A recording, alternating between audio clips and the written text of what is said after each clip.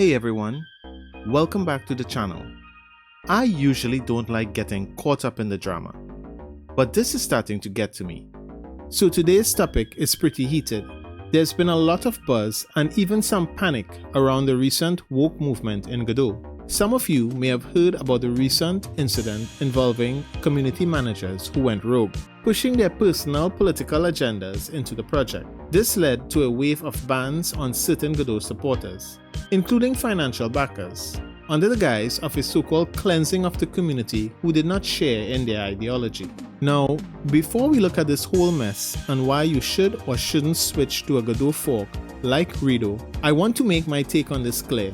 This issue is the result of bad actors within the community, not the entire team. We can't hold the entire project accountable for the actions of a few who overstepped their boundaries. That being said, there may be a reason why you may want to consider switching. Switching to a fork may seem like an easy way to avoid future controversies or political issues. But remember that it comes at a cost.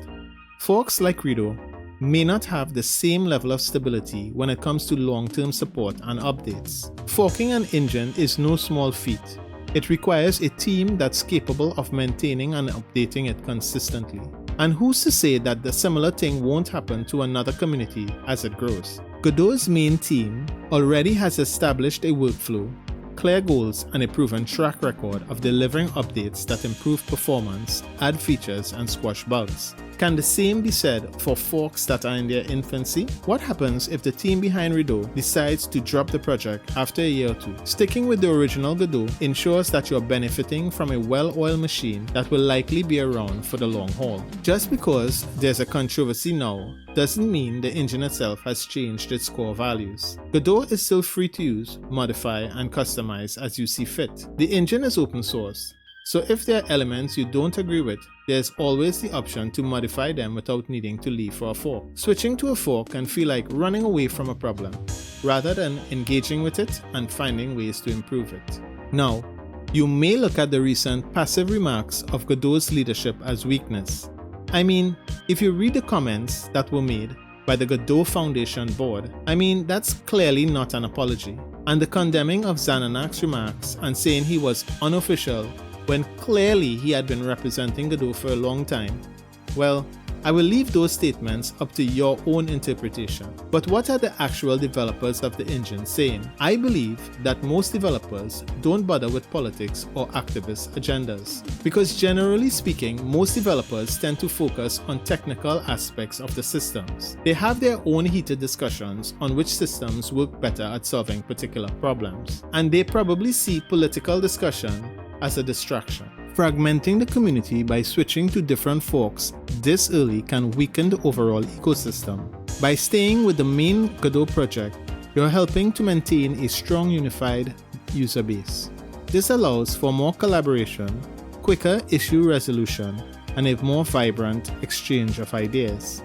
When the community splinters into smaller groups, we lose the benefits of a collective effort. The more people stick with Godot, the more resources we'll all have at our disposal, from better plugins to quicker responses on forums. It's in the best interest of all developers to keep the Godot ecosystem united, rather than scatter it across different forks. That being said, I think that comments on the forums should be kept to developing and improving the engine, because it's still too early to tell what effect the recent actions will have on the overall improvement of the engine, because of the number of financial and intellectual backers that were banned. At the end of the day, the decision is yours to make. These are just a few reasons why you might want to reconsider switching to a fork like Redot. The rogue actions of a few bad actors within the Godot community don't represent the project as a whole, and I truly believe that the engine still has a lot to offer despite the recent controversy. Besides, if you have a mature project that has seen multiple years of development, you may be better off with Godot, if you know that switching can set you back. Now I'll leave you with one reason why you might consider switching to a fork. If you really feel that the values or direction of the current Godot leadership no longer align with your own, a fork like Redot could be a way to move forward. If you truly feel that the issues run deeper than just a few bad actors and you've lost faith in the main project, it might make sense to explore other options. Ultimately though, I believe that the Godot engine is a tool, and like any tool, it is what we do with it that matters the most. If we can keep the focus on creating great games, I think that we'll all come out ahead. Thanks for tuning in.